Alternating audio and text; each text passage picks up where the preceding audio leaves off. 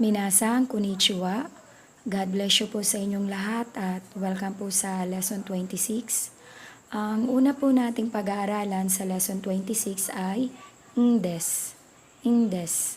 Saan po natin gagamitin ang indes? Una po sa verb, naka-plain form po siya. Pangalawa sa i-adjective, naka-plain form din po.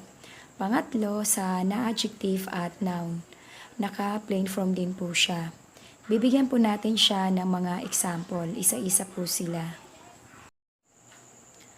Unahin po muna natin ang verb. Basahin po natin ito. Verb plain form plus indes. May ginawa na po akong example po dito. Naka-plain form na po sila. Basahin po natin. Ang present positive niya ay iku. Ito po ay group 1. Ang mass form niya ay ikimas. Ang present negative ay ikanay. Dahil group 1 siya, ang rules ng group 1, yung uline, papalitan natin ng align, kaya naging ika. Ang past positive niya, matik po ang iku or ikimas sa magalang, magiging ita pagdating sa past positive. Ang past negative naman niya ay ikanakata. Kung ano po yung ginawa mo sa present negative, pareho lamang po ang gagawin mo sa past negative. Mag-change align ka rin, kaya pareho silang ika. Ika, ang nagbago lamang po ay ang formula. Nilagyan na po natin sila ng plus indes. Basahin po natin. Iku plus indes. Ikanay plus indes. Ita plus indes. Ikanakata plus indes. Ang kinalabasan po ng iku plus indes ay ikundes. Yung kinalabasan naman po ng ikanay plus indes ay ikanaindes. Yung ita naman plus indes naging itandes. Yung ikanakata, nagplus tayo ng indes, ang kinalabasan ay ikanakatandes. Ang next example naman po natin ay verb group 2. Ang isinulat ko pong example dito sa present positive ay taberu. Ang present negative niya, tabenay. Iiwan lang po natin ang ru, lalagay na po natin yung nay. Tapos sa past positive natin, kukunin lang natin yung tabe at iiwan natin yung ru, tapos maglalagay lang tayo ng ta, kaya naging tabeta. Sa past negative naman, kukunin uli natin yung tabe, tapos magpa-plus nakata lang po tayo, kaya naging tabe nakata. Yung taberu, magpa-plus tayo ng indes, ang kalalabasan ay tabirundes. Yung tabinay, kapag nag-plus tayo ng indes, magiging tabinaindes. Yung tabita, nag-plus tayo ng indes, magiging tabitandes. Yung tabinakata, nag-plus tayo ng indes, naging tabinakatandes. Verb group 3 naman po tayo. Ang verb po natin sa present positive ay kuru. Ang mass form po nito ay kimas, na ang ibig sabihin ay to come. Ang present negative po niya ay konay. Pakitandaan po, ang present negative ng kuru or ng kimas sa verb plain form po na negative ay konay. Ang past positive niya ay kita. Ang past negative naman natin ay konakata. Kapareho lamang po ng present negative. Nakako po sila. Yung kuru, kapag nilagyan ng indes, magiging kurundes. Yung kunay, kapag nilagyan ng indes, magiging kunaindes. Yung kita, kapag nilagyan ng indes, magiging kitandes. Yung kunakata, kapag nilagyan po siya ng indes, magiging kunakatandes. I-adjective naman po tayo. Yung i-adjective po natin, dapat po naka-plain form, tapos lalagyan po natin siya ng indes. Ang i-adjective po, madali lang naman po siya kasi tatanggalin lang po natin yung mga des nila. Ang nakalagay po natin sa present positive ay yasui, ibig sabihin mura. Tapos present negative, yasukunay. Pagdating po dito sa present negative, hanggang po dito sa dalawa sa dulo, tatanggalin nyo po yung i. Kasi maglalagay ka na po ng formula. Ang past positive natin ay yasukata. Ang past negative natin ay yasukunakata. Yung yasuy, kapag nilagyan ng indes, magiging yasoindes. Yung yasukunay naman, kapag nilagyan ng indes, magiging yasukunaindes. Ang yasukata, kapag nilagyan ng indes, magiging yasukatandes. At ang yasukunakata, kapag nilagyan ng indes, magiging yasukunakatandes. Na adjective naman po tayo at noun, ang kailangan po natin sa kanila ay plain form at lalagyan natin ng indes. Ang example po natin sa present positive ay hima. Ang present negative natin ay hima janay or hima dewanay. Janay na lang po ang ginamit natin. Next, past positive ay hima datta. At ang past negative natin ay hima janakata or hima dewanakata. Kapag po na-adjective at noun, ang present positive po niya ay hindi po indes ang ilalagay. Sa halip, ang ilalagay po natin ay nandes. Nandes. Dito lamang po siya sa present positive. Pagdating po sa present negative, past positive at past negative, wala na pong problema kasi puro indes na po ang ilalagay natin. Dito lamang po medyo tantandaan natin, pagdating sa present positive ay nandes. Kaya yung hima, kapag nilagyan ng nandes, magiging hima nandes. Yung hima janay, kapag nilagyan naman ng indes, magiging hima janaindes or hima dewanaindes.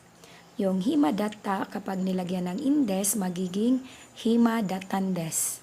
Yung hima janakata, kapag nilagyan ng indes, magiging hima janakatandes or hima dewanakatandes. Ang next example po natin ay noun. Ang present positive natin para sa noun ay byoki. Ibig sabihin ng byoki ay sakit. Ang present negative niya ay byoki janay or byoki dewanay. Ang past positive niya ay byoki datta. Ang past negative niya, byoki janakata or byoki dewanakata. Sa present positive po ng noun, kapareho lamang po ng na-adjective. Nandes po ang ating ilalagay, hindi po indes. Yung byoki po, pag nilagyan ng nandes, magiging byoki nandes. Sa negative naman, yung byoki janay, kapag nilagyan ng indes, magiging byoki janaindes or byoki dewanaindes. Ang positive naman, yung byoki datta, kapag nilagyan ng indes, magiging byoki datandes. Ang negative niya, yung past negative po, yung byoki janakata, kapag nilagyan ng indes, magiging byoki janakatandes or byoki dewanakatandes. Kilalanin po natin ang indes. Saan nga po ba siya ginagamit? Basahin po natin ito. Indes is an expression used to explain causes, reasons, grounds, etc. Strongly, indes is used in spoken language, while nodes is used in written language. Tatagalogin ko na lamang po. Yung indes to po, ito daw ay isang expression na ginagamit natin upang maipaliwanag natin yung naging mga sanhi, yung ating mga kadahilanan, at yung ating mga batayan at kung ano-ano pa. At ang indes daw ay ginagamit daw po ito sa pagsasalita. Samantala, ang nodes ay ginagamit naman daw po ito sa pagsusulat. Ang indes at ang nodes po, magkapareho po kasi sila. Ang mga paggagamitan po natin ng indes, una po ay indeska, pangalawa ay indes, pangatlo po ay indesga. Unahin po muna natin ang indeska. May A po akong nilagay dito kasi marami pong gamit ang indeska. Sa A po, when the speaker guesses the reason or the cause as to what he has seen or heard, and then confirms whether he is correct. Sa A po, yung taong nagsasalita, hihulaan po niya kung ano po yung dahilan or naging sanhi, kung ano po yung kanyang nakita or narinig. Pagkatapos po, i-confirm niya ito kahit na siya ay tama or kung tama po siya. Example po tayo, amega futeimas, umuulan or kasalukuyang umuulan. Gagawin po natin siyang Umuulan po ba?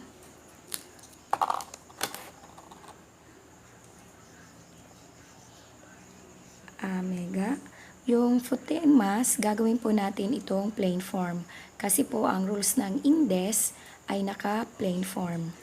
Kunin natin yung foote. Tapos yung imas, ito po ay group 2. Ang rules ng group 2, tatanggalin lang po ang mass. Kunin natin yung i at papalitan natin ng ru yung mass. Naging foote ay ru.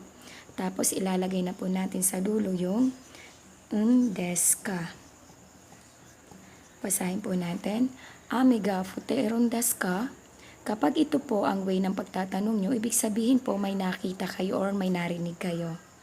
Nagko-confirm lamang po kayo kung tama po ba yung nakita nyo or narinig po ninyo. Ang next example po natin ay Jishuga irimas. Ibig sabihin po nito, kailangan ng dictionary. Gagawin po natin, kailangan mo ba ng dictionary?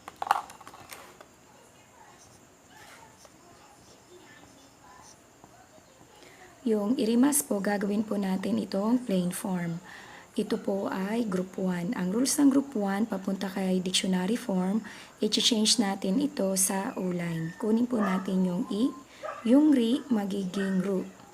Tapos ilagay na po natin yung indes ka.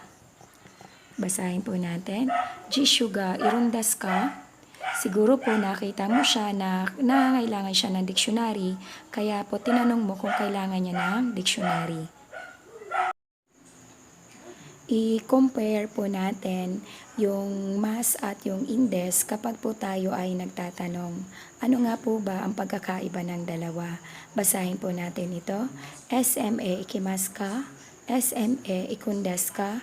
Ang ibig sabihin po ng dalawang yan ay pupunta ka sa SM. Yung nasa taas po na SME ikimas ka, gusto mong malaman kung pupunta siya sa SM or hindi. Yun po yung pinararating ng sentence na to. Ito pong nasa baba na SME ikundes ka, ikaw po ay nagpapalagay or nag-assume ka na pupunta siya sa SM at gusto mo lang i-confirm or gusto mong i-confirm. Indes ka pa rin po tayo. Nasa B na po tayo ngayon. Ito po ay pangalawang gamit ng indes ka. Basahin po natin ito. When the speaker asks for information about what he has seen or heard. Yung speaker daw po ay nagtatanong ng information tungkol po doon sa kanyang nakita or narinig. Example po tayo. Ikutsu desu. Ibig sabihin, nice shoes po or magandang sapatos po. Doko de kaimashita ka? Saan mo nabili or saan mo binili? Gagawin po natin siyang, ang ganda naman ng sapatos, saan mo binili or saan mo po nabili?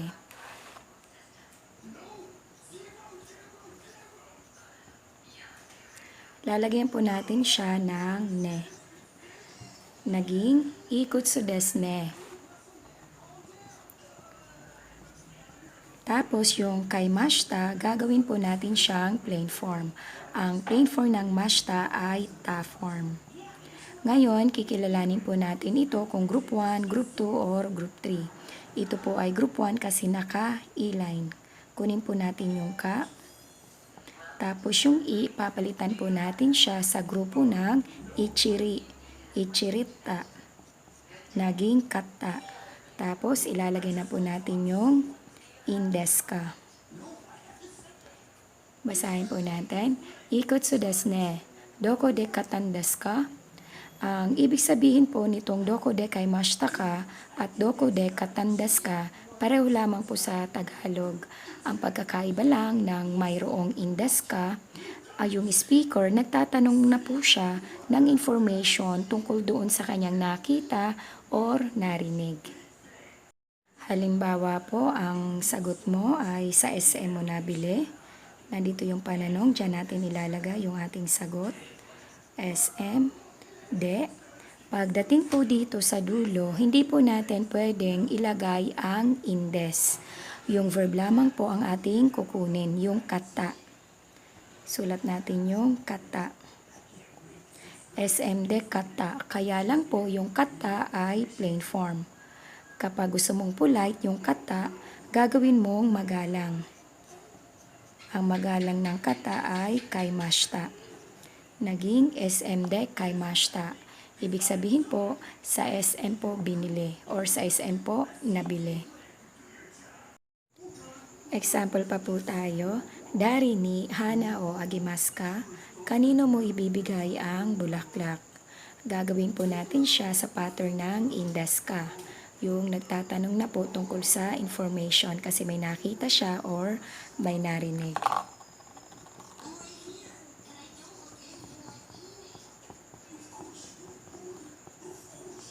Yung agimas, gagawin po natin itong plain form. Ang plain form po ng agimas ay nakay dictionary form po. Kikilalanin po natin ito kung group 1, group 2, or group 3. Ito po ay group 2 kasi naka-align po siya. Ang rules ng group 2, tatangganin lang ang mas tapos papalitan siya ng ru. Naging ageru. Tapos ilalagay na po natin yung indes ka. Basahin po natin. Dari ni hana o agirun desu ka? Halimbawa po, yung sagot nyo, ang bulaklak ay ibibigay nyo kay nanay. Hahani. Pwede po kayong mag-direct answer. Pwede nyo pong kopyahin po mula rito hanggang dito sa verb. Kopyahin po natin lahat. Tapos, yung indes, hindi po natin isasama ulit. Kukunin lang natin yung verb. Ageru. Kaya lang po si ageru ay plain form. Kung gusto nyong maging magalang, papalitan nyo siya ng mas form. Magiging agemas. Hahani, hana o ageru. O kaya hahani, hana o agemas. Kapag direct answer, ang magiging sagot nyo lang ay hahani, agemas. Hahani, agimas, ibibigay kay nanay. Sa pangatlong gamit na po tayo ng indes ka. Ang indes ka po dito sa C or sa pangatlo, when the speaker asks the listener to explain the reason or the cause of what he has seen or heard. Yung daw pong speaker, kapag po nagtatanong sa kausap niya, kailangan pong magpaliwanag ng kausap niya kung ano po yung dahilan or sanhi ng kanyang nakita or narinig. Example po tayo, iyakon o tsukimasen. Ibig sabihin, hindi i-on ang aircon. Gagawin po natin siyang, bakit hindi mo inoon ang aircon? Magkakaroon po tayo sa unahan ng doshite. Tapos, isulat na po natin ito. Yung tsukimasen, gagawin po natin itong plain form. Ang plain form po ng masen ay nai. Kikilalanin po natin ito kung group 1, group 2, or group 3. Ito po ay group 2 kasi naka-align. Kunin po muna natin ang tsuke. Tapos, ang ilalagay nating formula ay nai. Naging tsukenai. Tapos po, ilalagay na natin sa dulo yung indes ka. Basahin po natin. Doshite iyakon o tsukenai desu ka? Halimbawa po, ang sagot mo ay kosho nandes. Ang ibig sabihin po nito ay sira po kasi. Yung kosho, ito po ay noun. Kaya nagkaroon po tayo ng nandes po rito. Basahin po natin. Doshite iyakon o tsukenai desu ka? Kosho nandes. Next example po natin ay Junigatsu 25 nichi wa yasumi desu. December 25 ay holiday po. Gagawin po natin siyang bakit ang December 25 ay holiday po. Doshite.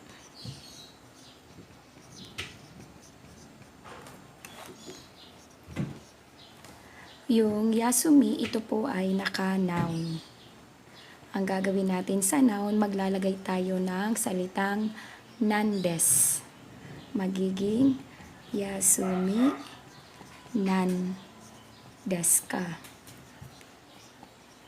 nagkaroon po tayo ng nan kasi ito ay noun. Yung ginawa po natin kanina sa unahan ng ating video. Basahin po natin. Doshite junigatsu nijugo nichiwa yasumi nan desu ka? Bakit holiday ang December 25? Or bakit ang December 25 ay holiday po? Ang sagot po natin ay Christmas po kasi.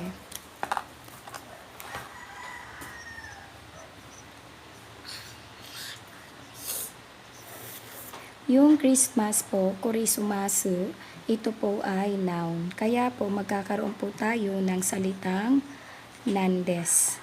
Hindi po indes lang ang ilalagay natin, kung hindi nandes. Basahin po natin. Doshite junigatsu nijugo nichiwa yasumi nan desu ka? Christmasu nandes. Christmas po kasi. Ang next example po natin ay biro o lumimasen. Hindi iinom ng beer. Gagawin po natin siyang bakit hindi ka iinom ng beer. May doshite po ulit tayo sa unahan. Tapos isulat na po natin yung nasa taas. Yung lumimasen po, gagawin po natin itong plain form. Ang plain form po ng masen ay nai form. Kikilalanin po natin ito kung group 1, group 2, or group 3. Ito po ay group 1 kasi naka-e-line. Kunin po muna natin yung no. At yung e-line na mi, papalitan po natin ito ng a-line. Naging noma. Tapos lalagay na po natin yung nai form. Naging nomanai. Tapos connect na po natin yung indes ka. Basahin po natin. Doshite biro nomanai desu ka? Halimbawa po, ang sagot natin ay masakit kasi ang tiyan.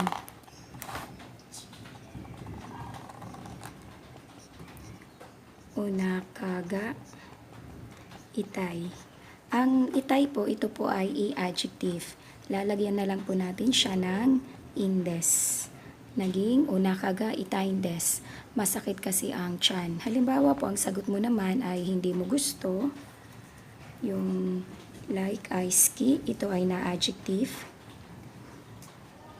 Lagyan natin ang formula na janay, ski janay. Tapos lagyan natin ng indes. Ski janay indes. Ibig sabihin, hindi po kasi gusto. Basahin po natin. Doshite biro nomanai desu ka? Unakaga itay des. Or ski janay des. Ang gamit po ng indes ka sa pang-apat ay when asking for an explanation of a situation. Ginagamit po ang indes ka dito sa pang-apat kapag humihingi ng paliwanag sa isang sitwasyon. Example po tayo. Ang pananong po natin ay doshtan desu ka? Ang ibig sabihin po ng doshtan desu ka, what's the matter or anong problema? Yung shita po rito, ang magalang po nito ay shimashita. Naka-plain form na po tayo kasi ang requirements ng indes ka or indes ay plain form. Halimbawa po, ang sagot natin ay unakaga itay des. Yung itay, ito po ay i-adjective, nagdagdag lang po tayo ng indes. Unakaga itay des. Ibig sabihin, masakit ang tiyan or masakit ang tiyan ko. O kaya naman, chuto kibongga waruin des. Yung warui, ito ay i-adjective, nagkaroon lang ulit tayo ng indes sa dulo, nag-plus lang po tayo. Chuto kibongga waruin des. Medyo masama ang pakiramdam or medyo masama ang pakiramdam ko. O kaya naman, ang sagot natin ay saifo o nakushtan des. Yung nakushta, ito po ay nakushimashita. Ito po, sinulat ko na po, nakushimashita, ibig sabihin nawala. Pinalitan lang po natin ng plain form kasi gagamit tayo ng indes. Kaya naging nakushtan des. Ibig sabihin ng saifo nakushtan des, nawala ang wallet or nawala ang wallet ko. Mayroon po tayong paalaala sa paggamit po ng indes ka. Ang indes ka sometimes contains the speaker's surprise, suspicion, strong curiosity, etc. Inappropriate use, therefore, may offend the listener, so it is necessary to be careful with this expression. Ang indas ka daw po, paminsan-minsan naglalaman daw po ito ng pagiging mahinalain or naghihinala tayo o kaya nagiging mausisa po tayo at kung ano-ano pa.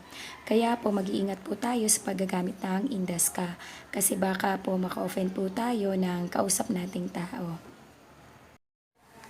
Nasa pangalawa na po tayo, paano po gamitin yung indes?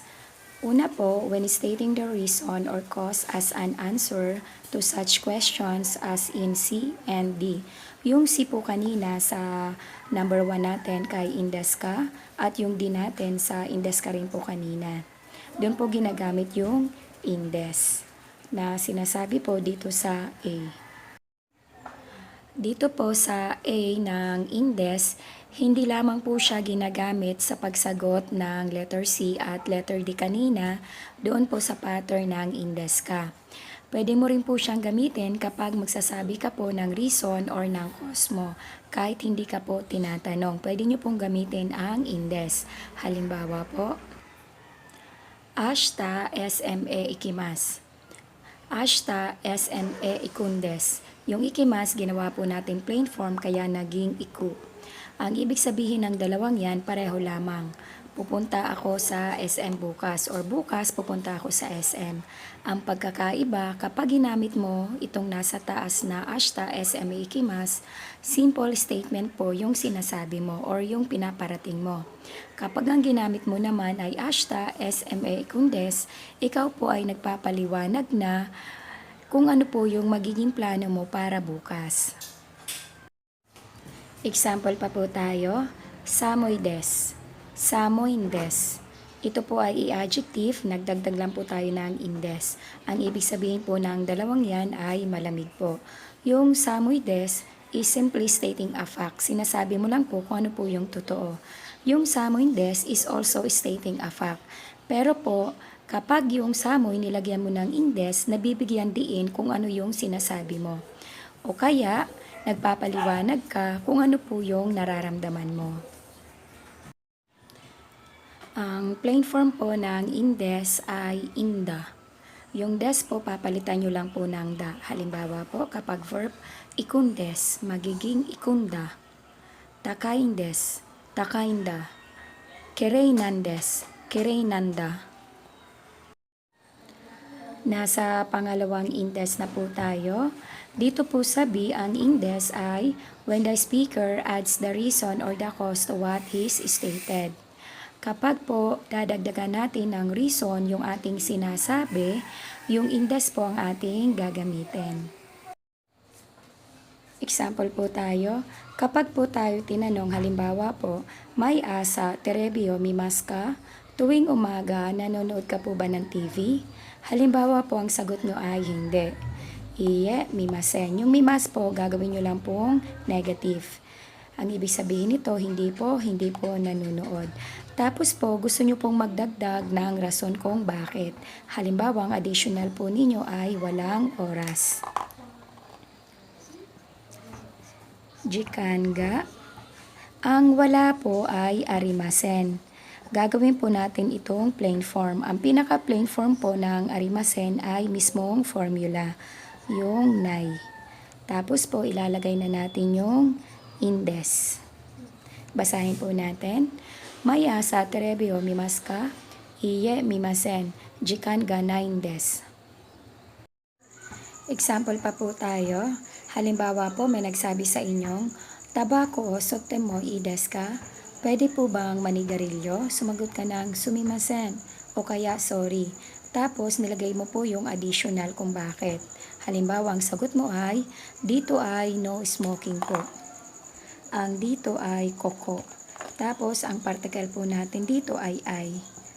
Kasi po ginawa nating topic yung koko. Tapos ang ibig sabihin ng no smoking ay kinen. Dahil ito ay noun, lalagyan po natin siya ng nandes. Basahin po natin. Tabako, sotte mo idas ka, sumimasen, koko wa kinen nandes. Example pa po tayo. Halimbawa po, tinanong ka ng, ashta dekakimas ka, bukas alis ka ba? Halimbawa po, ang sagot mo ay, iye dekakimasen, Hindi po aalis. Tapos, ilalagay mo po yung additional reason mo po dito sa dulo. Halimbawa po, ang sinabi mo rito sa dulo ay, dapat mag-aral ng Nihongo. Unahin po muna natin yung Nihongo.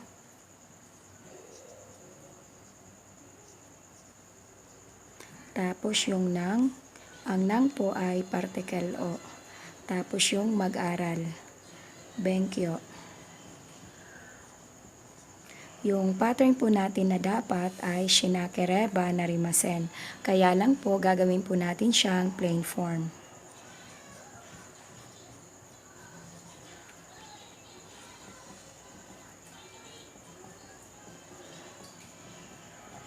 Naging shinakereba naranay.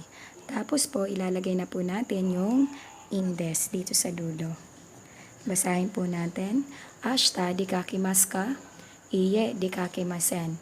Nihongo o benkyo shinakereba naranai desu. Mayroon pong paalaala ang indes. Basahin po natin ito. Ang indes is not used to merely describe the facts. Hindi daw po natin maaaring gamitin ang indes sa paglalarawan ng mga katotohanan. Halimbawa po yung mga information. Mag-example po tayo. Watashi wa Mario para desu. Itong sentence na ito po ay tama. Ang mali po, Watashi wa Mario para nan desu. Wrong po ang sentence na ito. Paliwanag ko lang po bakit nan po yung nasa dulo. Kasi po yung Mario para, ito po ay noun. Kaya nan po ang nilagay natin dito at hindi po indes. Paalaala din po, ang indes ay hindi po natin pwedeng gamitin sa pagpapakilala o yung tinatawag nating self-introduction.